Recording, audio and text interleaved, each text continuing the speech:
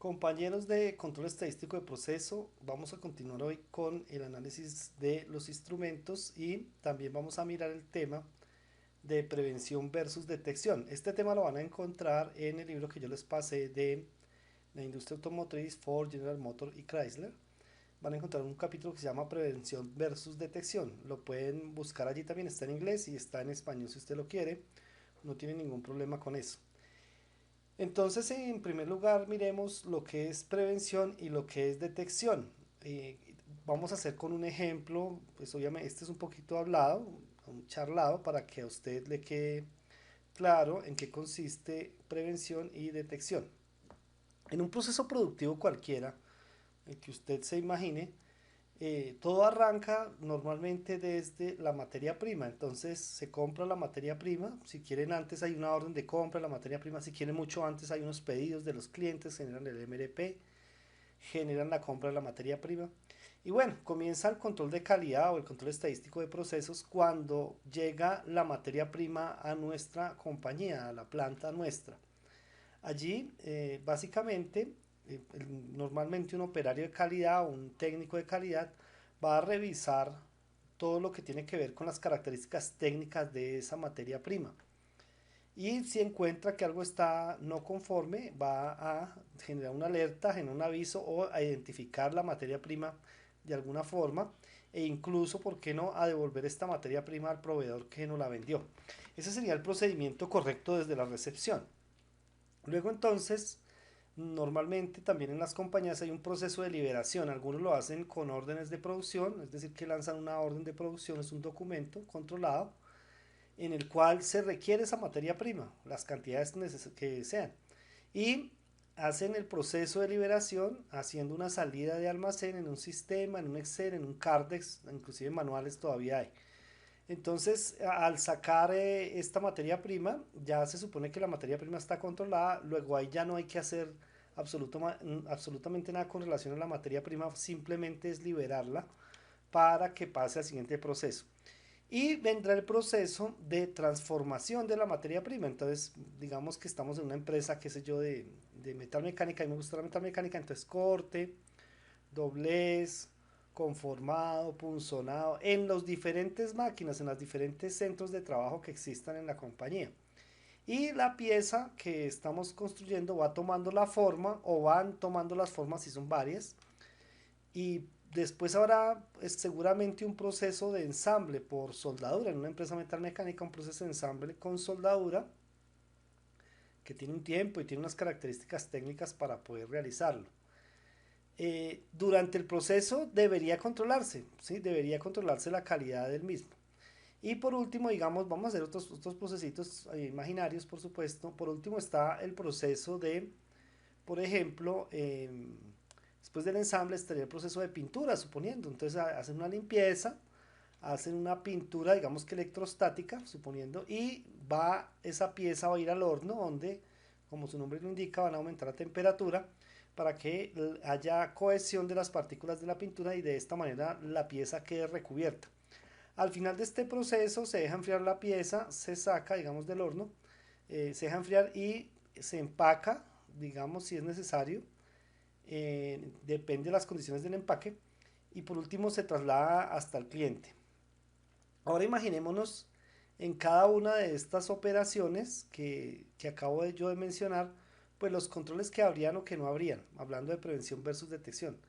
¿Qué pasaría si, por ejemplo, nosotros dejáramos, y eso pasa en algunas empresas, dejáramos que la pieza se fabricara hasta el final de la línea, hasta antes de pintarla, por ejemplo, y solo hasta ese momento, cuando ya le han agregado la soldadura, alguien va y verifica si está bien?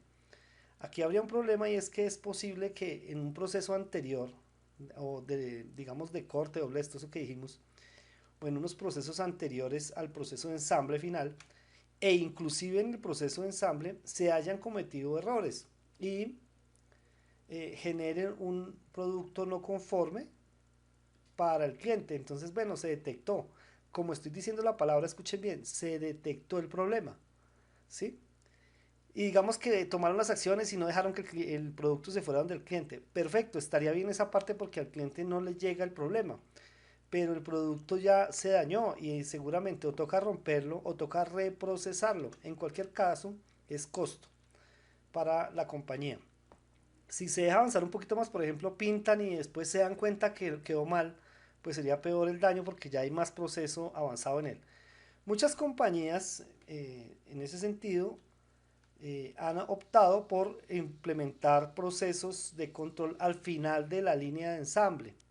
Pero implementar esos procesos de control trae este problema que yo acabo de mencionar, y es que es posible que se encuentren problemas de calidad y que se hayan ejecutado antes del último proceso y que ya corregirlo sea casi imposible o toque inclusive destruir el producto como tal. Por lo tanto, ese es el proceso de detección, el que acabo de escribir. Ahora imaginándonos versus el otro proceso que es de prevención. Entonces, ¿en qué consiste? Vamos a suponer el mismo proceso, una llegada de materia prima, un, una liberación de materiales, unos procesos de fabricación, diferentes procesos de fabricación, de transformación de la materia prima, un proceso de ensamble y proceso de limpieza, pintura, empaque final y despacho al cliente. Imaginemos que yo en algunos de los procesos que yo sepa que son críticos, hago controles antes de que haga el siguiente proceso. Ejemplo, en el proceso de troquelado, ¿yo qué reviso?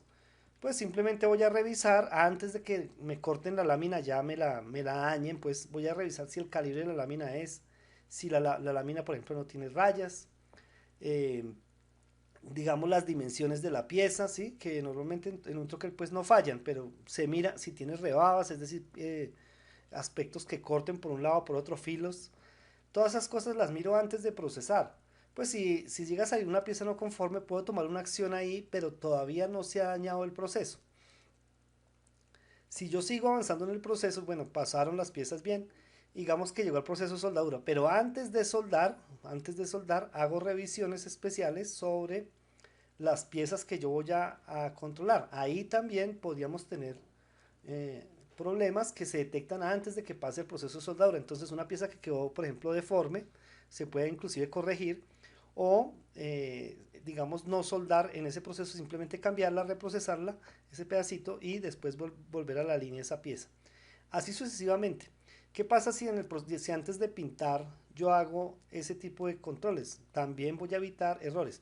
Sin embargo, lo que acabo de decir eh, viene con otro pequeño problema, si ustedes percibieron, y es que hago una operación y la reviso. Yo puedo implementar controles en todos los procesos productivos eh, de una organización al final de cada proceso, pero ya procesé la pieza. Entonces viene otro elemento muy importante que es más prevención aún, y es que yo diseñe tanto el producto como mi proceso para que detecte, para que digamos prevenga, ya no detecte, sino prevenga que se haga algo mal. A ese proceso, esos dispositivos, inclusive son dispositivos, se les denomina poka-yoke, es decir, a prueba de error, a prueba de error. Y el poka-yoke van a evitar que se haga el producto mal. Vamos ahora entonces a diagramar ese tipo de cosas y vamos a explicar qué es el poka-yoke, que se puede utilizar para el control de calidad, pero básicamente es para evitar que algo se ejecute de manera incorrecta.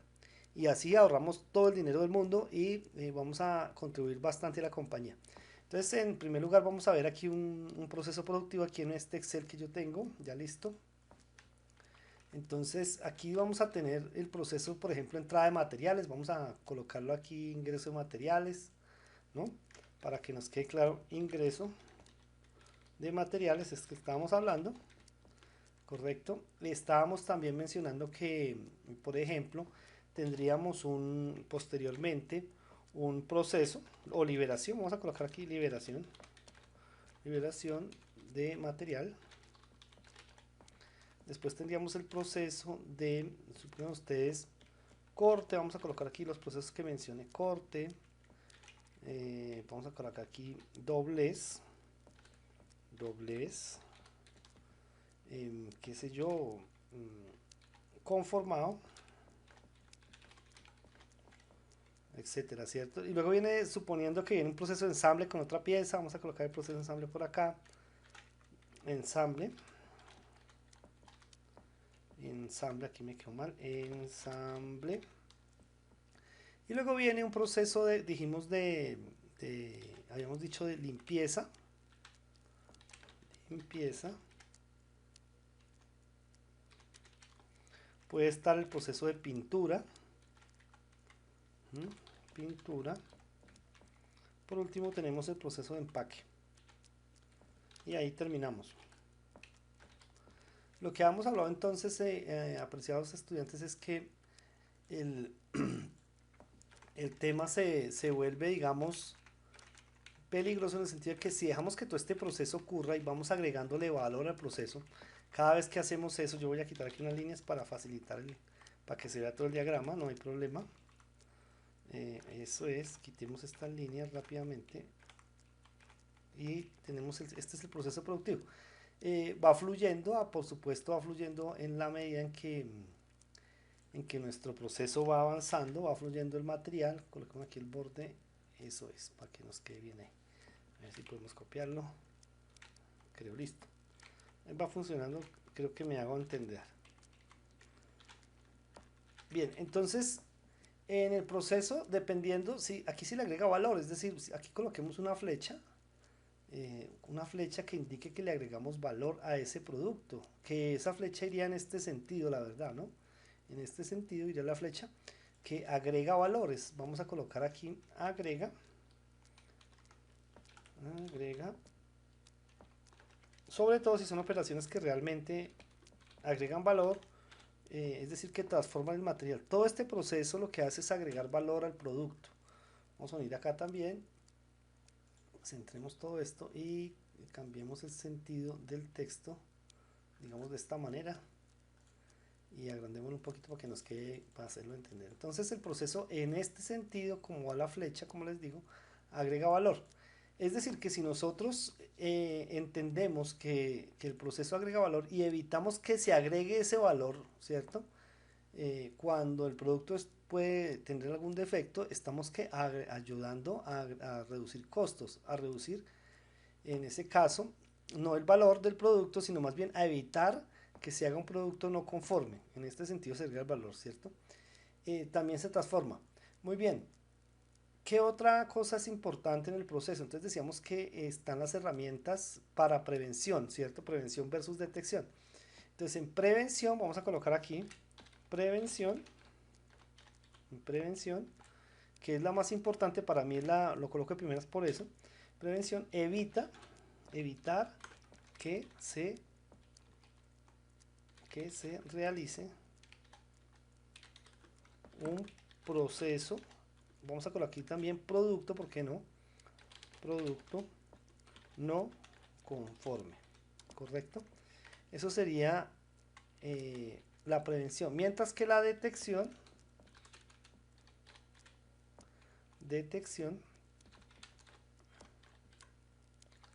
se realiza el proceso o producto y se detecta al final del mismo, ¿verdad? O sea, del mismo proceso. Entonces, ahí tendríamos las dos definiciones de detección y prevención. ¿Cuál es más costoso? Yo voy a colocar aquí un símbolo grande de pesos para hacerme entender. Entonces el signo pesos voy a colocarlo aquí grandote. Vamos a colocar aquí varios, ¿sí? Para recordar que este proceso que está aquí, pongámoslo a ver si podemos hacerlo así, correcto. Este proceso vale mucho más, ¿sí? Aquí exageré un poco, pero bueno, lo importante es que me entiendan. Este proceso vale más que porque este no es que no cueste, claro, la prevención también cuesta, pero el dinero que se gasta allí es mucho, mucho menor. Vamos a colocarlas 4 veces, pero pequeñitas, ¿sí? Lo que significa que si es algo costoso, claro, detectar es algo costoso, pero detectar es costoso, perdón, pero prevenir es mucho más económico que detectar. Entonces, esa es la diferencia entre prevención versus detección. Ahora vamos a continuar con lo que es el Poka-Yoke que les mencioné al principio de este video. Vamos a mirar tema que les había mencionado, que es el Poca-Yo, que se refiere a los dispositivos a prueba de error básicamente. Y la traducción mala es a prueba de tontos, eso no es lo correcto, a prueba de error es el nombre correcto de esta herramienta. Y lo podemos ver en sistemas de producción como el sistema de producción Toyota, e inclusive en las empresas actuales colombianas hay cantidad de dispositivos aplicados. Y en la vida diaria también podemos ver el Poca-Yoke aplicado a la cotidianidad. Esta presentación la menciono de ACOLFA, que es la Asociación Colombiana de Fabricantes de Autopartes, Colciencias, está Vipime, está también el MEDC, la Consultoría de Capacitación, Sofasa, está la Corporación Calidad y está General Motors. Esta es una presentación antigua, pero la vamos a utilizar para poder ejemplificar lo que es bien el Poca-Yoke. Bien, ¿cuál es el objetivo de esta charla que vamos a ver, este pedacito, esta sección de la clase? Es que usted conozca cómo verificar y cómo registrar y cómo identificar también, ¿por qué no?, los dispositivos a prueba de error, ahí dice error proofing, con el propósito pues de reducir los desperdicios, y en este caso variaciones del proceso que son aplicadas a control de calidad o a control estadístico del proceso, que es la materia que estamos trabajando. Y obviamente cuando usted ya aprenda a hacer o a entender qué es el Poca-Yoke, usted está en capacidad de diseñar un dispositivo sencillo para evitar que esto suceda en el transcurso de una empresa, en el proceso productivo de una compañía. Esa sería la idea. Entonces, primero, lo que habíamos hablado, hay que cambiar el pensamiento de detección y reducción de defectos a prevención de defectos. Entonces, en el primer caso que les dije, en la anterior parte de la clase, les mostraba cómo la detección que se hace al final de un proceso productivo pues genera costos adicionales, porque usted tiene que muchas veces reprocesar el producto, así digamos se para recuperar el material, ya reprocesarlo perdió dinero.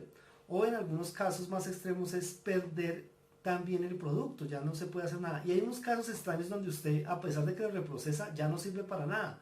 Entonces usted termina desechando todo el producto. Hay otras condiciones que hacen que, por ejemplo, cuando el producto sale malo se venda por el tema de segundas, y eso hay que también evitarlo, porque eso da mala imagen para nuestros productos. Entonces, la detección. La reducción de defectos se aplica cuando usted comienza a hacer controles de calidad pues antes del proceso, pero de todas maneras el sistema productivo suyo deja procesar el artículo, el producto, y genera el error. Sí, redujo los defectos, pero a la larga tiene defectos. Y por último está la prevención, que es evitar netamente que el defecto ocurra, es decir, que el sistema productivo, el Poca-Yoke en este caso, va a evitar que usted se equivoque. Aquí tenemos entonces un ejemplo del Poca-Yoke en la cotidianidad, que son los puertos USB, o por ejemplo una llave del automóvil, que solamente el puerto USB se puede conectar de una forma al computador. Por supuesto hay gente que intenta conectar el USB en la toma eléctrica, pero pues eso ya se pasa digamos, de la mente, se les pasa ya, ¿sí? No quiero usar palabras aquí suezas. Entonces, el dispositivo Poca-Yoke es eso, básicamente el concepto, evita que usted coloque este conector en otro lugar que no corresponde. Esta es que se refiere acá en la hoja de trabajo estándar, que eso más bien es para el tema de producción, aquí no la vamos a tratar. La idea es que el Poca-Yoke entonces haga parte del proceso de solución de problemas de una compañía. Entonces, cuando usted está mirando qué problemas de una compañía en el proceso productivo, en diferentes áreas de la compañía, usted puede generar Poca-Yokes para evitar que ocurra. Entonces es un proceso de mejora continua. Recordar que la mejora continua, de pronto ya lo hemos mencionado, es aquella que se hace poquitas cosas día a día y que la suma de todos esos cambios pequeñitos hacen una gran mejora. Esa es la cuestión, ¿no? Aquí tenemos también en la imagen inferior de nuestra presentación, tenemos un dispositivo láser que controla, por ejemplo, el color, por ejemplo en este caso, o la referencia que va sobre la línea. En este caso vemos una referencia de color rojo que no corresponde, y entonces que genera una alarma. Eso es Poca-Yoke, evitar que el proceso se haga. Vamos a mirar entonces, la idea es que antes de que usted inclusive diseñe el producto o diseñe el proceso, usted piense en diseñar elementos Poca-Yoke. Es decir, cuando estamos diseñando, vamos a hacer un nuevo producto, que es una nueva silla. Entonces mirar a ver cómo se diseña el producto con el fin de que cuando el operario vaya a ensamblarla, por ejemplo, a pintarla, cualquier actividad que él vaya a hacer, evitar en lo posible que él se equivoque con el diseño de la silla y también con el diseño del proceso, que es diferente diseñar el proceso del producto, por supuesto. Cuando se diseña entonces el proceso, podríamos estar hablando de colocar elementos físicos, en ese caso, que impidan que el operario se equivoque durante un proceso productivo. Dice aquí que especialmente estos dispositivos sería interesante colocarlo en los procesos críticos definidos por la ingeniería local. Y en la ingeniería de procesos, o sea, la voz del cliente, lo que significa es lo que el cliente le pide a nuestra compañía para que tengamos en cuenta los aspectos críticos. Eso también, cuando usted implementa dispositivos de tipo POCA-YOKE, lo que hace es minimizar las reparaciones fuera de la línea. Es decir, usted no tiene que sacar allá, ahí está mostrando un vehículo, no tiene que sacar allá y repararlo afuera, no, ya eso comienza a reducir esa cantidad de cosas. Puede que pase algún defecto, pero ya es una cosa muy mínima, ¿no? Bien, aquí tenemos de dónde vienen los errores, ¿no? Los errores, tengan por favor en cuenta este cuadro, porque este nos sirve para todo el control de calidad que hagamos y para el área de producción y todo lo que ustedes imaginen en la planta, y pues aquí en este caso en la academia. Esto es de la vida real, esto es para las empresas automotrices. Entonces tenemos que los errores pueden venir de varias fuentes. Una fuente son los materiales que son defectuosos, que están fuera de la especificación, o sea, que no es que estén malos, sino que no nos sirven a nosotros, de acuerdo, el calibre, por ejemplo, está muy grueso o muy delgado. O también que se toma una parte que no es. Cuando usted va a ensamblar un computador, tiene diferentes tipos de tornillo, y cuando usted mete un tornillo largo donde era uno corto, básicamente rompió el computador, la carcasa o algo así, porque se equivocó de la parte. Entonces, estaría un origen de los problemas serían que los materiales que usted selecciona. Otro origen, los métodos. Fíjense que estamos hablando de las M's, ya creo que hemos tocado el tema antes. Los métodos, o sea, la forma de hacer las cosas. En los métodos tenemos que hay instrucciones de trabajo que no están, a veces, o si están incompletas, o a veces están, pero están defectuosas, o sea, están desactualizadas. Dice que debo tomar digamos, esta pieza para ensamblarla en tal parte, y cuando yo voy a encontrarla en la vida real, esa pieza no la tengo. Entonces está desactualizada. Cualquier cosa que no esté documentada puede generar error, ¿cierto? Y produce error en el tema del método. Entonces, instrucciones incompletas o que falten, ¿no? Y los parámetros de trabajo, es decir, por ejemplo, un parámetro para la soldadura que estábamos hablando anteriormente. Entonces, ¿qué tenemos? La soldadura, ¿qué se calibra en un equipo de soldadura? Entonces está el equipo de soldadura ya, si es MIG, si es TIG, si es de arco, plasma, lo que sea, cada uno tiene su calibración. Hablemos de la TIG, de la MIG. Entonces tiene, ¿qué se calibra? Velocidad del alambre, ¿cierto? O sea, con qué velocidad va a salir, cuántos metros por segundo sale el alambre en la soldadura, la presión del gas, el amperaje y el voltaje. Si eso no está establecido y el operario va a soldar dos piezas, ¿sí? Y no sabe de acuerdo al material que es, no tiene instrucciones, entonces él dice, bueno, pues supongamos, él es soldador experto, claro, pero dice, bueno, supongamos que esto necesita 20, 50, 90 amperios, 40 voltios, 3 metros por segundo, y la suelda. Y en el momento de hacer esa soldadura, quedó mal, porque no está un parámetro establecido para ello, él supone eso. Entonces está los métodos, parámetros de trabajo en los equipos, en los métodos, cómo los hacemos. La otra M son las máquinas que tenemos acá. Entonces, las máquinas generan muchos errores, son una de las cosas que más generan errores en las compañías, por lo que, en este caso en Colombia, muchos empresarios son tacaños, y lo puedo decir abiertamente, a la hora de hacer el mantenimiento. Entonces, ya hoy en día se les está exigiendo, pero ellos dejaban que la máquina trabajara y cuando se rompiera, pues simplemente van y cambian el repuesto, y así pues no se trabaja, porque la máquina sufre un desgaste y comienza a generar fallas, y las fallas se traducen en defectos en el proceso. Las fallas pueden generarse en una máquina por las siguientes causas. Bueno, aquí hay algunas cosas, me sé otras, pero está falta de mantenimiento, claro, o un mantenimiento mal realizado. Anormalidades en el proceso, por ejemplo, usted trabajó la máquina a más revoluciones de las que se debe permitir. Ajustes inadecuados, por ejemplo, la presión, colocó la presión que no era, le colocó 200 psi y era 150. Dificultad en la manufactura, procesos incapaces, ¿sí? Todo esto generan defectos en las máquinas. En orden cronológico, los defectos en las máquinas es de otra materia, pero que también dicto, pero los menciono son errores en el diseño de la máquina, errores en la fabricación de la máquina, errores en la instalación de la máquina, errores en el uso de la máquina, que aquí se ven más frecuentes, y errores en el desgaste, o sea, hay desgaste natural de la máquina, eso siempre va a pasar, y el último sería, por ejemplo, un desastre, por ejemplo, cortocircuitos, fallas del sistema eléctrico, incendios, terremotos, etc. Pero todas estas cosas ocasionan que la máquina pueda generar errores. Bien, entonces cuando estamos diseñando todo el proceso, tenemos que tener en cuenta todos estos aspectos para poder buscar cómo diseñar un Poka-Yoke lo más adecuado que cubra todos estos elementos que estamos viendo acá. También está el diseño, pero ¿el diseño de qué? De nuestro producto o de nuestro proceso productivo. Si el diseño es pobre, entonces el señor puede coger una pieza que corresponde al lado derecho y ensamblarla con una que corresponde al lado izquierdo, y él no se da cuenta y la pieza le quedó mal armada, ¿sí?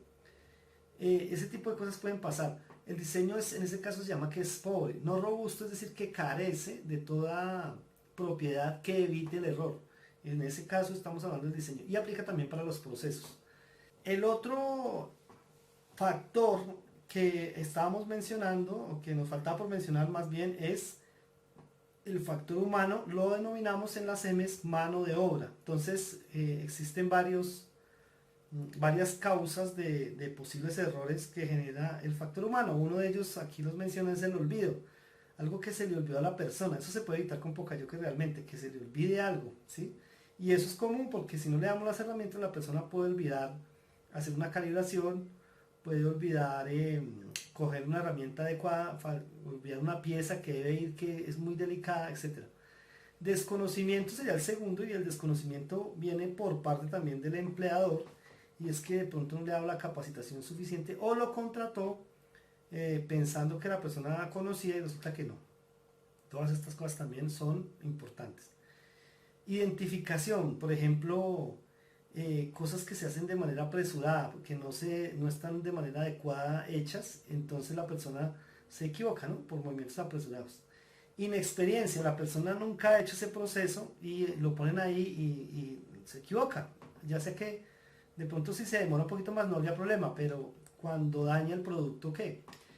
Está también que existe, por supuesto, los errores voluntarios o malintencionados, es decir, aquellas personas que son, entre comillas, dañadas, creo que me entienden, y van a generar un daño, ya sea en la máquina o en el producto final, porque pues piensan que y ustedes saben que eso existe, la envidia, etcétera, por dañarle el tema al compañero o por causarle un problema a la empresa, los sindicatos, etcétera. Hay una cantidad de cosas que tienen que ustedes manejar en la vida real.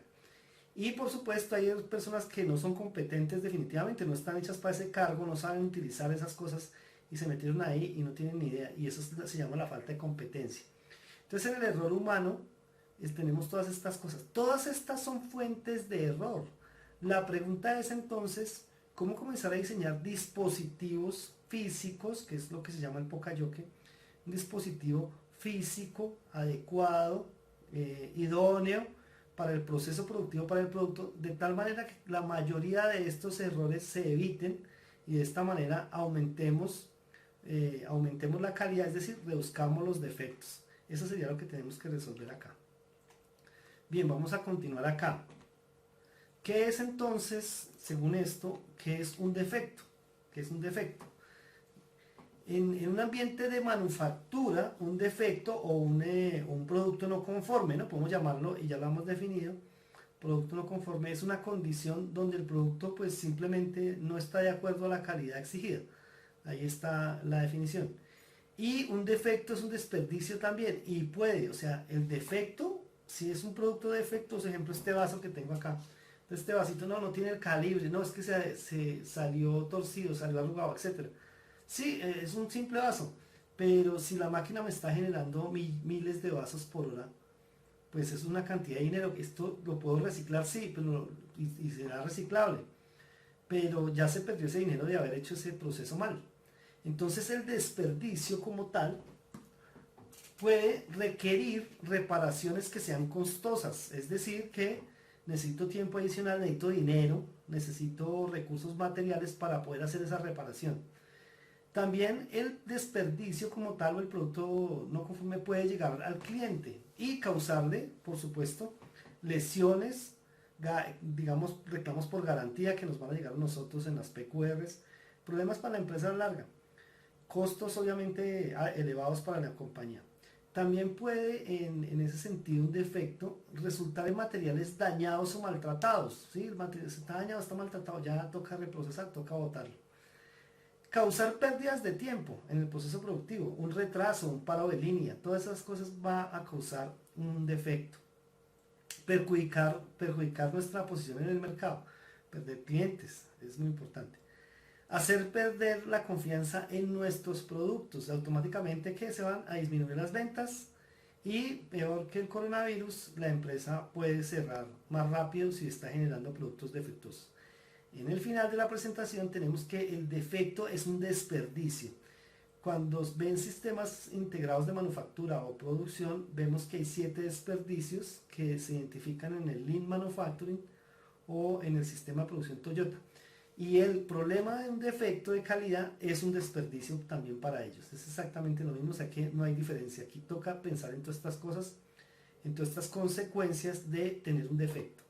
Entonces, ¿qué es un dispositivo a prueba de errores Poka-Yoke? Ya dijimos Poka-Yoke, ahora lo escribimos para que nos quede claro. El dispositivo a prueba de errores es una cosa física, mecánica, ¿sí? Algo físico que previene o detecta errores. Ojo que estoy usando los dos, prevención y detección. Y obviamente eso quiere decir que hay una jerarquía de Poka-Yoke, ¿sí? Ya la vamos a ver más adelante. Pero puede hacer las dos funciones el Poka-Yoke, prevenir o detectar. Errores en la estación de trabajo, como también defectos, puede detectarse fuera de la estación de trabajo. En mi próximo cliente, lo que se llama aguas abajo, es decir, ahí está fluyendo, aguas arriba es atrás, ¿cierto? Atrás mío. Aguas abajo es de lo que pasa después de mí. Lo que pasa después de mi puesto de trabajo, allá lo detectó otra persona con un Poka-Yoke. Entonces también puede usarse para eso. Entonces tenemos dos cosas aquí, previene o detecta, es muy importante. Es una herramienta entonces para la implementación de métodos súper simples, diría yo la palabra súper simples porque es la verdad, en los procesos de producción con la finalidad de, vamos a controlar, detectar y preferiblemente prevenir defectos de ocurrencia o precedencia. Esa sería la definición de Poka-Yoke. Volvemos al tema del USB. Entonces, por ejemplo, este es un dispositivo que evita que usted conecte el USB en donde entra la corriente, eso no le entra a ningún otro lado. Y los toma corrientes también físicamente, los que son por la tierra, entonces entran solo de una forma, no pueden entrar de otra. Evita que usted cruce la polaridad y vaya a hacer un corto en la máquina, en su dispositivo, en su televisor. Ese tipo de cosas es un Poka-Yoke. Entonces aquí dispositivos que evitan la no conformidad del producto en la manufactura o montaje en este caso. El propósito de estos Poka-Yokes es eliminar, hacia futuro, eliminar completamente los defectos. Y resaltar también, en algunas ocasiones, resalta los problemas que hay de calidad porque comienza a detectar ahí problemas. Y obviamente reduce que el operario tenga que estar pendiente de los problemas de calidad, es decir, reduce la atención que el operario tiene que hacer para mirar un control de calidad que a veces se vuelve engorroso para ellos porque o hacen control de calidad o se dedican a producir. Entonces, ahí, en ese sentido también mejora. Y obviamente este dispositivo, normalmente un Poka-Yoke, por ahí pasan todos los productos, por eso dice que 100% de inspección, ¿sí? Porque si todos los productos pasan por ese Poka-Yoke, ya estamos asegurando no una muestra, que hemos hablado muestreo, no, sino estamos hablando una población, el 100% de los productos fabricados que tengan que pasar por esa estación van a pasar y se detecta si hay un problema de una vez o si hay una cosa que se puede prevenir. Y hay que también en ese sentido, el propósito de los Poka-Yokes es romper el paradigma de detección y reducción de defectos. Vamos a llevarlo todo a prevención. Sin embargo, aclaramos, en la anterior diapositiva está, los Poka-Yokes también nos sirven para detectar, ¿no? Hay unos que están hechos para detectar. Bien, ¿qué otra cosa tiene de beneficios este Poka-Yoke? Reduce costos, promueve la autoinspección, o sea, como es fácil de inspeccionar, entonces uno mismo se encarga de inspeccionar sus cosas cuando está trabajando. Es un recurso pues obviamente de nosotros, de la materia, de control estadístico de proceso, control de calidad en la parte de las operaciones. Previene daños a las personas, mejora la seguridad, la ergonomía, etcétera. Todas estas cosas mejora el Poka-Yoke. Promueve creatividad del empleado. Ya cuando él entiende, él puede diseñar sus propios Poka-Yokes, dar ideas a la gerencia o la supervisión para que sean implantadas o implementadas en el puesto de trabajo de él, y él hace su trabajo mucho más fácil. Si lo viéramos en resumen, esto le ahorra una cantidad de dolores de cabeza al operario y por supuesto a la compañía. Previene daños también en el producto y mejora la calidad en general de toda la compañía. Bien, hasta ahí esa parte. Las características, aquí vemos, digamos, dos métodos de Poka-Yoke. Aquí en esta parte no sé, pues creo que ahí se ve en el círculo rojo. Vamos a tratar de que en el video de ampliarlo, no lo aseguro, pero voy a intentarlo. Aquí vemos un dispositivo metálico y suponiendo que sea una tapa, yo voy a coger aquí una tapa, no es metálica, pero para hacer el ejemplo, y esa tapa tiene un hueco y ese hueco tiene una posición, ¿sí? Entonces, digamos, yo voy a hacer un dibujo con este marcador. Esta es mi tapa, ¿verdad? Digamos que sea metálica, o bueno, ¿por qué no plástica? Y entonces ha de tener un hueco por acá. Digamos, aquí yo voy a dibujar, voy a hacer un dibujito de dónde debe estar ese hueco. Aquí, ahí yo creo que se alcanza a ver el huequito donde debe estar, ¿cierto? Entonces ahí. Entonces resulta que ese hueco va ahí. Sí, ahí creo que sí se alcanza a ver. Entonces el dispositivo usted lo coloca, digamos, eso es lo que hacen ahí, lo coloca sobre una superficie, tiene unos pasadores, y el pasador, si esta pieza está bien, el pasador va a entrar en ese hueco de manera perfecta. No va ni a quedar sobrando ni a quedar faltando, queda perfecto. Y eso es lo que está mostrando ahí esa imagen, ¿no? Un dispositivo mecánico. Básicamente hay una cadena para que nunca el pasador se pierda.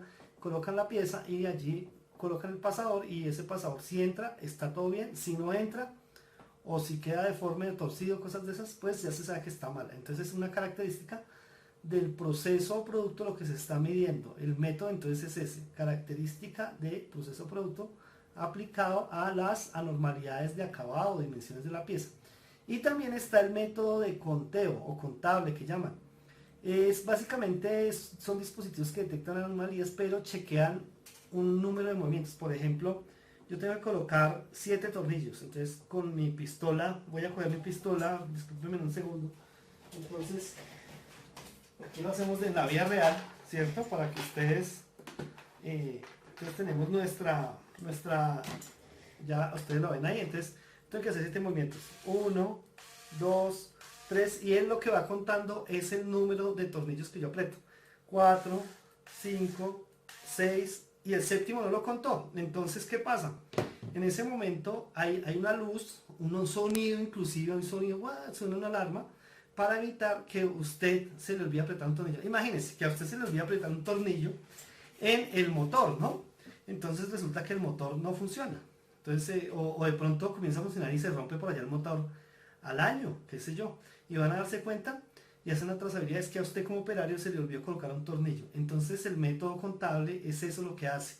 Genera una cantidad, un número de conteos exactos que si no se cumplen, genera una alarma que evita que usted se le olvide colocar el séptimo tornillo, en ese caso que yo coloqué de ejemplo. Bueno, continuemos acá. El método de paso, de movimiento. Digamos aquí es un poquito diferente porque si va moviéndose la pieza, por eso se llama de movimiento, y va inspeccionando los errores que ésta tenga, ¿cierto? En movimientos estándares. Es decir, básicamente es como una cosa robótica. Entonces la operación se va haciendo, ya esto es un poquito más complicado, tiene que encajar de cierta forma la pieza, y si esa pieza no encaja, pues va a salir un error. Por eso dice aquí movimientos predeterminados, ¿sí? Tiene que hacer una serie de movimientos todo el dispositivo para saber que la operación está completa. También se usa, por ejemplo, cuando tienen que ustedes apretar, en la industria automotriz, tienen que apretar apretando los tornillos pues con otra herramienta, por ejemplo con un torcómetro. Entonces él tiene que colocar un robot, ¿cierto? Mueve y el detector, el sensor detecta que usted ya hizo ese, detecta otro, pero es con movimientos predeterminados, en el orden de los movimientos predeterminados. En el anterior la diferencia es que yo podía primero apretar el tornillo número 7, luego el 6, luego el 4, pero lo importante es que no se me olvide ninguno. En este es en orden los movimientos. Muy bien. Entonces, ojo con la jerarquización de los dispositivos Poka-Yoke. Aquí vamos a mirar la jerarquización de los dispositivos Poka-Yoke. En la parte baja de la pirámide vamos a encontrar lo más básico del Poka-Yoke, o sea, lo que detecta, en otras palabras, y hacia arriba vamos a encontrar lo que previene. Observen, por ejemplo, que hay unos dispositivos Poka-Yoke que son de juicio humano, es decir, que usted tiene que decidir si ese dispositivo está bien o está malo, esa pieza está bien o mal, ¿correcto? Entonces usted es a juicio humano, a ojo. ¿Listos? Entonces, ¿qué tenemos de juicio humano? Tenemos el indicador de estados, es decir, por ejemplo, si está bien o mal, entonces usted tiene que mirar, por ejemplo, está en verde, naranja o rojo, y dice está en verde, pero si usted se equivoca, pero eso es de juicio humano, si usted se equivoca, ahí podría usted estar en amarillo, el indicador, y resulta que no, que es verde. Entonces también están los controles, ¿cierto? El indicador de estados. Controles visuales, es decir, digamos una aguja en donde debe estar. Código de colores, correcto también. Cuerda Andon, bueno, esto ya lo explicamos. Los códigos de colores es que el sistema, normalmente algo da en el Poka-Yoke una advertencia que está bien o mal. Normalmente el rojo significa que hay un defecto, el verde que está bien, el amarillo, como le estaba diciendo, indica que hay algo que se puede mejorar o que tiene algún problema. La cuerda Andon, ¿qué es? Y de pronto ustedes la han visto en alguna película. Yo voy a hacer la cuerda Andon, ¿en qué consiste? Bien, esta cuerda básicamente, aunque se le llama hoy tablero Andon, aclaro, la cuerda Andon es que existen en ciertas máquinas una cuerda textualmente, entonces usted jala esa cuerda y se genera una señal de qué tipo, luminosa, y todo el mundo que está en el área suya puede ver que algo está pasándole ahí en su puesto de trabajo. Un ejemplo súper común de la cuerda Andon es las cajas registradoras de un almacén, por ejemplo como el Éxito. Si la cajera tiene algún problema, va a oprimir ese botón, en ese caso es un botón, y se va a generar una luz. Esa luz indica que tiene algún problema con la caja, que le falta dinero, qué sé yo, pues todas las cosas que manejen ellos. En otras más avanzados en las máquinas tenemos una Andon con una baliza. ¿Qué es una baliza? Es una luz, digamos, voy a coger este tiene 3 colores, amarillo, rojo, verde, o 4, depende, y cada color significa algo. Entonces el operario simplemente va a oprimir, tengo un problema, me falta materia prima, entonces oprime un botón y se ilumina el color rojo. Eso significa que, por ejemplo, en esa planta falta materia prima. O amarillo, entonces hay un problema de mantenimiento de la máquina. Eso es el Andon, cuerda Andon o tablero Andon. También tablero porque como en los aeropuertos, los que han viajado en los aeropuertos se van dando cuenta que se van actualizando los vuelos. Aterrizó, ya salió, ya despegó, va a aterrizar. Entonces ese es un sistema Andon, sino que es más sistematizado. Pero básicamente nos va diciendo en una producción, por ejemplo, cuántas unidades se han hecho o cuántas unidades hacen falta para completar la producción del día, etcétera. Eso se llama cuerda Andon. Ese es a juicio humano, entonces es el más básico de los Poka-Yokes, es porque usted tiene que interpretar la señal, ¿sí? La otra es el proceso de detección. Vamos a ir aumentando la precisión del Poka-Yoke, entonces aquí ya detecta. Recuerde el tema de la detección. El tema de la detección se hace normalmente al finalizar una actividad, ¿no? Porque precisamente por eso se llama detectar. Lo puede detectar inclusive antes, pero en ese caso ya se vuelve preventivo. Entonces, bueno, movimiento de trabajo estándar, el MET, ¿cierto? Un movimiento estándar de trabajo que busca es que la persona, que acabamos de ver en el anterior Poka-Yoke, se mueva de alguna forma el aparato o la persona, los movimientos están grabados, y si se equivoca, simplemente genera una alerta.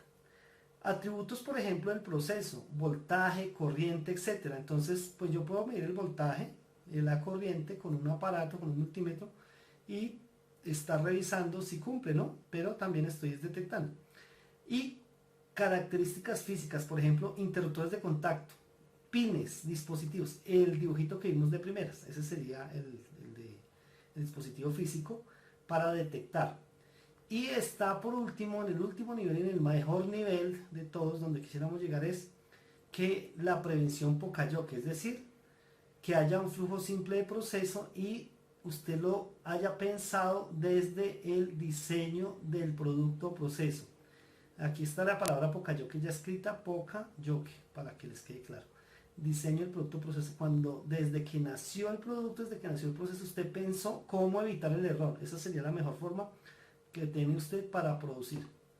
Bien. Bueno, en la parte de abajo está ninguno, que pues cuando no hay ninguna de estas anteriores actividades, ¿no? En la medida que usted aumenta aquí la jerarquización, llega al nivel más alto de la pirámide, automáticamente sus defectos de calidad reducen considerablemente, incluso hasta llegar a cero. Muy bien. Aquí tenemos ejemplos de por ejemplo, el primer caso que evita hacer, es decir, este sería un dispositivo de prevención porque evita hacer. Tenemos dos troqueles, digamos, pero tenemos tres piezas redondas. Entonces las piezas redondas van a entrar en los agujeros redondos, correcto. Pero hay una pieza cuadrada que impide que si usted voltea esa parte, pues no va a poder entrar ese troquel. Digamos, en esta forma no podría entrar, pero en esta forma sí. Y en este caso está evitando hacer. Y el ejemplo el que les estaba comentando de la toma eléctrica de la clavija que va en la corriente, pues eso obviamente no le va a permitir conectarlo de otra forma. Este también es un dispositivo de detección que evita, o sea, digamos que la pieza se puede quedar defectuosa, pero evita que no se acepte en caso tal, o que se acepte en caso de que le falte un pin. Observemos. No sé si se alcanzan a ver aquí en el video, pero por ejemplo la máquina está botando estas piezas. Estas piezas consisten en un círculo de base y en un pin en el centro, en un eje. Las piezas van rodando por una canal y hay un simple palito ahí, una canalita, un canal. Y las piezas que tienen ese eje pasan y se van al proceso siguiente. Las que no tienen el eje pues van a pasar por debajo, como son monedas básicamente, pasan y se almacenan y se va al proceso de recuperación. O se va y se les pone el pin a las que faltan. Entonces eso está aquí bien así diseñado. Fíjense lo simple que se ve aquí desde otro punto de vista. Es una cosa muy sencilla, pero nos va a ayudar en la cantidad o nos va a dejar de generar defectos la línea. Utilizando el hecho que las patas no soldadas no llevan lógicamente adherido del eje, se ha desarrollado un brazo selector que retira mecánicamente las piezas defectuosas de la línea de transporte. Simple y llanamente así. Es muy sencillo ese ejemplo. Tenemos aquí, y vamos a entrar a otro tema, que esto es una galga, más adelante lo vamos a ver, y esto es de juicio humano. ¿Por qué? Porque la persona tiene que mirar si entra o no entra y cuánta luz hay. Aquí tenemos un chasis de carro, y está la carrocería, las dos puertas.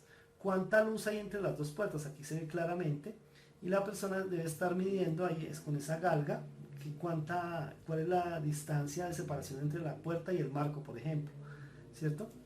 En la medida de la luz entre las puertas, ese sería el tema. Entonces, aquí vemos en el Poka-Yoke vemos qué es más efectivo. Entonces, el menos efectivo es el que no acepta, ¿sí?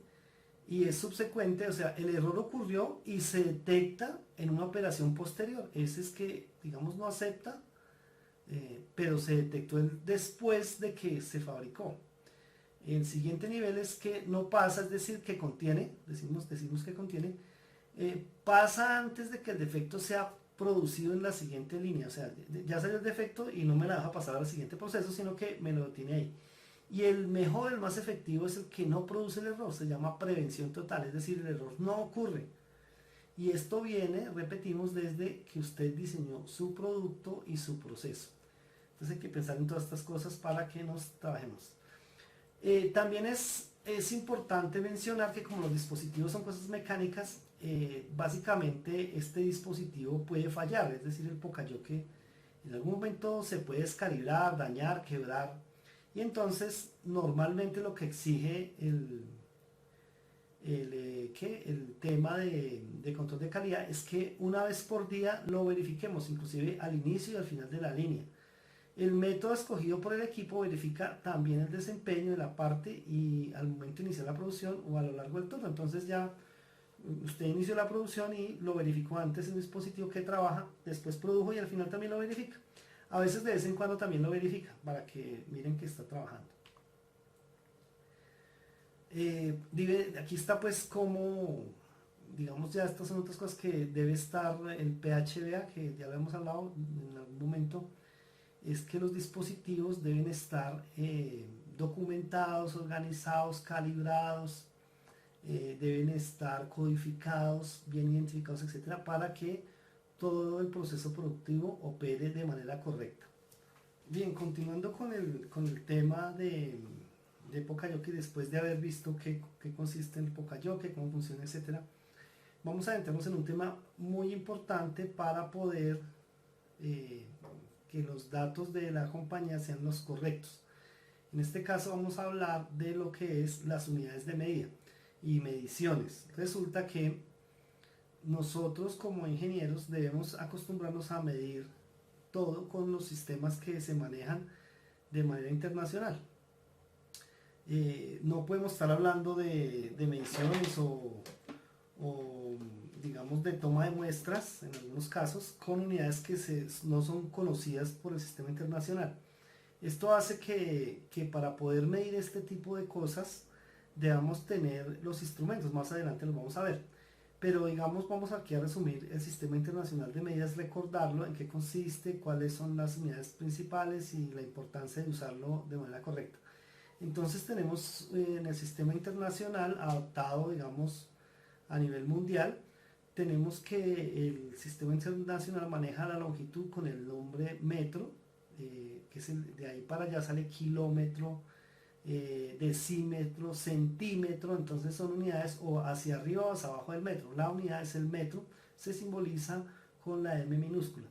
Para la masa la medimos en kilogramos, entonces kilogramos, que son 1000 gramos, también está hacia abajo está el gramo, miligramo, etc. Y hacia arriba está la tonelada, ¿por qué no? O el decigramo o el hectogramo, el hectokilogramo, ¿cierto? Que son las unidades hacia arriba. El tiempo se maneja en segundos la letra S minúscula, observen que todas las unidades son minúsculas. Normalmente ya se manejan centésimas de segundo, milésimas de segundo, depende del sistema decimal o hexadecimal, pero nosotros como ingenieros normalmente lo manejamos en sistema decimal, o sea, decimili, kilo, etcétera, ¿cierto? La intensidad de la corriente eléctrica la vamos a medir en amperios, amperes es la unidad, la letra sí es A mayúscula, y la temperatura en grado Kelvin. Recuerda que un grado Kelvin también es equivalente a un grado centígrado. Y la cantidad de sustancia en moles y la intensidad luminosa en candelas, ahí están las unidades. Estas son algunas del Sistema Internacional de Medidas. Bien, ¿qué otras tenemos por acá? Tenemos unidades de las anteriores, se derivan algunas, por ejemplo el metro cuadrado, lo ven ahí, metro cúbico también se ve. La tema de velocidad, metros por segundo, la aceleración, metros sobre segundo al cuadrado. Número de onda, entonces por ejemplo, digamos metro a la potencia menos 1, m a la menos 1. Masa en volumen, o sea lo que se denomina densidad, kilogramos por metro cúbico. Los radianes por segundo, etcétera. Una cantidad de unidades, ¿verdad? Hay unas unidades especiales que se trabajan también y usamos nosotros algunas en la industria. Por ejemplo, el tema de la presión, entonces se mide la presión, la medimos en pascales, ahí tenemos pascales o newtons por metro cuadrado o metros por kilogramo sobre segundo al cuadrado. Esas son las formas básicas de medir. También está la energía, el julio, ¿cierto? Tenemos también en potencia los vatios, por ejemplo. En la cantidad de electricidad de la carga eléctrica tenemos el coulomb, etcétera. La resistencia, no estoy leyendo todas, está el vatio, los ohmios, la resistencia, el símbolo es la letra omega. El faradio está también para una carga, digamos la capacidad eléctrica. Campos magnéticos el Weber, la inductancia el Henry, etcétera. Entonces tenemos varias unidades digamos, muy importantes que se manejan específicas en todos los procesos productivos. Los más usados aquí en Colombia, bueno, yo diría que todos, pero ustedes pueden estar en una industria química moles, metros cúbicos, litros, se usan todo esto, kilogramos, ¿no? Todas estas cosas se usan en la industria, entonces es importante. Por ejemplo, la industria que necesita precisión, digamos de medidas, pues usa la décima de milímetro, la centésima de milímetro, etcétera. Entonces, estos son muy importantes entenderlos. Aquí tenemos una tabla de lo que creo que ya conocemos algunas porque trabajamos con discos duros de giga y entonces ya entendemos qué es, o discos duros de megas y entendemos qué es. Pero entonces los múltiplos serían, es decir, hacia arriba. 10 sería deca, 10 al cuadrado sería hecto, son 100, kilos serían 1000, mega serían 1.000.000, giga 1.000.000 de millones, hexa 10 a la 18, o sea 1.000.000 de millones. Entonces, son los símbolos que se utilizan. Nosotros, por ejemplo, para los discos duros, creo que todo el mundo trabaja con eso, no entiende lo que vamos a hablar. Hablamos de gigabytes, ¿sí? O sea que es 10 a la 9 bytes, ¿sí? Cada gigabyte. Y tenemos por debajo que son muy usadas en la industria metalmecánica, en la de precisión, y vamos a hacer ejemplos. Está 10 a la menos 18 que se denomina ato. Luego nano, vamos a acercarnos hacia el centímetro, hacia el milímetro. Micro, que es la unidad ahí tenemos, micro, o sea, ahí miden las bacterias y ese tipo de cosas. Los nanos ya son virus, por ejemplo. Centi ya son décimas, centésimas y décimas, que son de la 10 a la menos 1 o décima. Entonces, esas son las unidades y mencionarlas es importante para entender el sistema de medidas de manera internacional. Entonces, cuando decimos, por ejemplo, en un calibrador, tenemos 2 milésimas de milímetro en un PRI, entonces estamos diciendo que es 0.002 milímetros, cosas de esas. Entonces tenemos que aprender a usarlo. Yo ya mencioné en otra clase algo de esto, pero lo recuerdo para que todos tengan el claro entendimiento. Digamos, aquí explican cómo colocar de manera correcta las unidades. Aquí vemos que se coloca de manera, digamos, minúscula, en este caso los kilos, pero con caracteres normales, sin agregarle letras ni nada extras, ni colocarle punto, por ejemplo. A veces kilogramos, puntos, ¿sí? Fíjense ustedes que el KG es solito, ¿sí? Entonces aquí estas son las reglas, se usan letras minúsculas a excepción de los derivados de nombres propios. No van seguidos de punto ni se toman letras en plural. Kilogramos, por ejemplo, no se usa, sino la palabra KG. No debe dejar espacio entre los prefijos. El producto de dos símbolos se indica por medio de un punto, por ejemplo, nanómetro, ¿sí? Newtons por metro, N por M, ahí está. Bien, la ventaja del sistema internacional, como ustedes lo comprenderán, y esto es creado a partir después de la Segunda Guerra con la ONU y todas estas cosas, con la ISO, básicamente la unicidad, es decir, que todo el mundo, aquí en la China, en Japón, en donde sea, pues hablemos con el mismo idioma en cuanto a unidades. Elimina confusiones innecesarias porque pues se pueden utilizar varios símbolos, entonces elimina confusiones. La parte relacional es decimal, ¿sí? Y es en base de decimal, o sea, en base de 10, todo se maneja en deci, centi, litro, kilo, mega, etc. Y evita interpretaciones erróneas en la manera de leer las cantidades. Esto sería recordando el tema del sistema internacional de medidas, que es muy importante. ¿Por qué traigo a colación el tema de las unidades de medida? Porque ahora lo que vamos a trabajar es el tema de los instrumentos de medición. ¿De qué serviría entender todo esto que estamos hablando si los instrumentos que yo tengo en la compañía están descalibrados? Entonces, ¿qué sucede?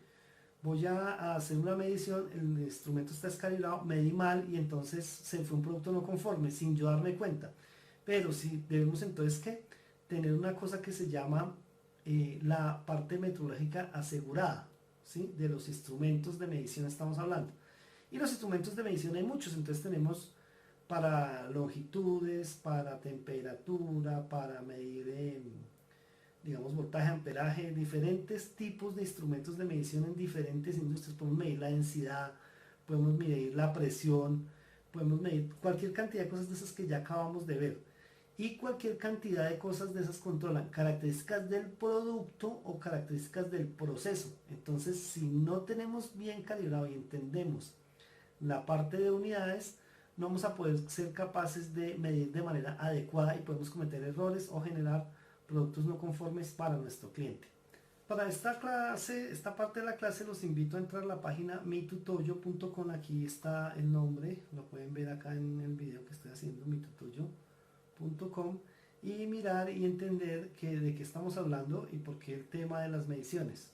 Entonces aquí son equipos de medición para su aplicación, ¿cierto? Construimos y customizamos, dice aquí, a su medida los equipos de medición. Aquí vemos en la pantalla algunos calibradores, pie de rey, etcétera, goniómetros que nos sirven para medir ese tipo de cosas. Tenemos también, por ejemplo, esta.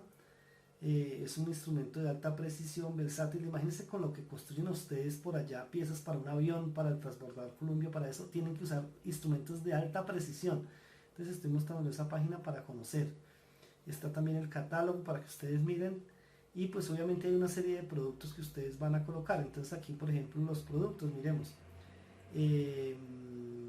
Miremos aquí, por ejemplo, el Linear Gates. Aquí vamos a colocar algunos productos. Voy a mostrar qué productos existen para medición. Entonces aquí tenemos cosas que miden cosas lineales, por ejemplo, especificaciones, medidor lineal con puntos de referencia y dimensiones estándar. Entonces usted le da un toque a un lado al otro y genera líneas en una tablet, en una AutoCAD, y nos va haciendo la medición. Tenemos los aparatos clásicos, por ejemplo, ¿por qué no? Básculas. Vamos a entrar acá estos. Básculas, ¿cierto? Estos ya son para medición de peso, por supuesto. Básculas lineales, entonces que jalan un aparato, y por torsión ellas saben básicamente qué instrumento, pues, o qué medida tienen. Aquí vemos, pues, tenemos digitales, que es cuando el aparato, vamos a escoger cuando el aparato se ve un display, ¿verdad? En el aparato, y nos dan todas las especificaciones de lo que puede hacer el aparato acá. Eso es clarísimo para que lo tengan ustedes en cuenta. También tenemos por acá, ¿qué otros productos tenemos? Me gustan, por ejemplo, los micrómetros, que esos son comunes para nosotros los ingenieros. Micrómetros, aquí tenemos micrómetros, entonces este es digital. Este pues es un poco para medir diámetros más grandes o espesores más grandes. Aquí tenemos digitales, pero también están los clásicos, que son con el cual nosotros debemos interpretar la medida, ¿no? Estamos haciendo una introducción a las mediciones, estamos hablando de una página de la vida real, de cosas que sí se usan en la industria. Es decir, aquí les estoy mostrando una empresa que vende estos aparatos que se llaman micrómetros. Este es un micrómetro clásico de tambor, lo que vemos acá, y pues vamos a tratar de entender cómo medir. Por ejemplo, en el caso de los micrómetros, digamos, dicen que va de 0 a 25 milímetros y de 0 a 1 pulgada. Entonces es lo que nos están diciendo. La graduación está, por ejemplo, en cuántos milímetros podemos hacer, lo que nosotros llamamos precisión de la medida. Entonces están todas estas cosas ahí, están las fotografías o las imágenes aquí tenemos las imágenes para que ustedes lo puedan analizar. Esas son algunas de los instrumentos que hay. Este sería también análogo, porque nos toca que interpretar en el tambor cuál es la medida. Los digitales, repito, son los que nos dan de manera automática la medición con sus botones respectivos. También estarán los pie de rey, busquémoslos por el momento, a ver que tenemos. Calibradores aquí, por ejemplo, calibradores. Entonces tenemos los famosos pie de rey, ¿verdad? Digo famosos porque son muy comunes en la industria. La idea es que usted los aprenda a manejar, y en este caso es análogo, ¿sí? La idea es que usted lo aprenda también a interpretar ese pie de rey. Miremos a ver si nos muestra un video del calibrador. Aquí vemos, digamos aquí nos está hablando el video del demo del vernier, de la capacidad que tiene. En este caso puede marcar de 0 a 25.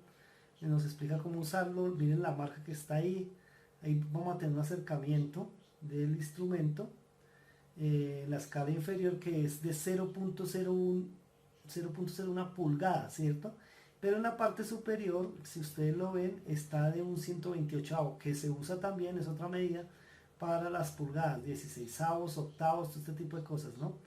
Ahí están explicando básicamente cómo hacer una medición, ¿cierto? 5 más 2 por, en este es 2x por 0.25 pulgadas, es igual a 55.55 pulgadas. Ahí están explicando cómo funciona el vernier. Muy bien, o el PRI. Creo que con esto ya vemos. Entonces aquí tenemos unos, aquí también vemos uno que es digital. Vamos a ver si también tenemos video. Bueno, de este sí no hay video, hay imágenes. Y básicamente todas estas son elementos para medir. Vamos a mirar otros instrumentos que genera esta empresa, Mitutoyo. Por ejemplo, vamos a medir los medidores de altura. Son parecidos a los PRI que acabamos de ver, pero nos miden esa altura. Vamos a escoger, por ejemplo, este, ¿cierto? Para que usted analice cómo funciona. Ve, aquí simplemente, aquí en la imagen se ve que usted coloca obviamente esto es un banco de trabajo y va a tener una medida muy parecido, se usa al anterior instrumento que vimos. Aquí también hay unos mucho más precisos, por supuesto con más dinero. Vamos a mirar una imagen para poder hacer la calibración de eso de manera exacta, ¿no? Ahí están las piezas que tienen. Tenemos este, por ejemplo, que este se va desplazando. Aquí vemos que esto debe quedar bien sentado en una base metálica pulida al espejo prácticamente, y nos está dando en el tablero digital la medida. Y todos estos que les estoy mostrando son instrumentos de medición, como les digo. Todas estas son instrumentos de medición que se utilizan en la industria de manera real. Por eso esta compañía, bueno, hay otras marcas, vende este tipo de sistemas. Yo Mitutoyo porque tengo un PRI Mitutoyo. Vamos a mirar una cosa que es muy importante para las mediciones, y de esta manera podremos explicar en qué consiste la trazabilidad metrológica. Por ejemplo, aquí dice bloques de calibre. En las industrias aquí de Colombia se les conoce como bloques patrón. Vamos a entrar ahí un momentico y miramos los bloques patrón. Bien, esto cuesta mucho dinero. Una cajita de estas, cuando nosotros lo teníamos, costaba alrededor de 20 millones. ¿Qué es un bloque patrón? Entonces un bloquecito, básicamente, como su nombre indica, es un bloque pequeñito que tiene una medida pero exacta al milímetro. Eso es digamos, pulido al espejo. Es tan preciso que cuando usted pega dos superficies de él y los gira sin ser imanes, ellos quedan pegados por la presión, porque no existe ninguna burbuja de aire, por microscópica que sea entre ellos. Es así de pulido ese bloque patrón. Y obviamente se utiliza para todas las metrologías. Aquí tenemos las especificaciones de unos bloques, vamos a mirarlas acá, y que ustedes pueden adquirir. Digamos que obviamente pueden adquirir, que en realidad no es para las empresas, ¿no? Es básicamente, aquí vemos unos bloques con las medidas. Y nos dice de qué materiales están hechos y de qué rango. Con esto del bloque patrón voy a comenzar ahora a hablar de un tema que es la trazabilidad metrológica, ¿no? Estos bloques patrón, ¿para qué me sirven en la compañía? Me sirven para calibrar todos mis instrumentos que midan longitudes. Con estos bloques yo puedo saber si mi instrumento está calibrado o no en la compañía. Y si yo soy una compañía grande y tengo 200 instrumentos, pues debo colocar los bloques patrón para todo. Bueno, en este caso tengo mi calibrador, que es de la vida real, como les digo. Este tiene una precisión de .02. También mide un 128 de pulgadas. La precisión de este, perdón, es 0.05 milímetros, o sea, 5 centésimas de milímetro. Supongan que este es el bloque patrón. Este no es un bloque patrón, por supuesto. Yo tomé es una pieza y X, pero ese bloquecito se coloca en el pie del rey, ¿cierto? Y al colocarlo allí yo no alcanzo a mostrarles la medida que da acá, queda 30 y algo, pero los bloquecitos vienen de 10 en 10, entonces 30, 40, 50 milímetros. Entonces el calibrador, si aquí dice 100 o 30 milímetros, el pie de rey, o sea, lo que yo puedo leer aquí en el nonio, se llama esto del vernier, pues me debe mostrar 30.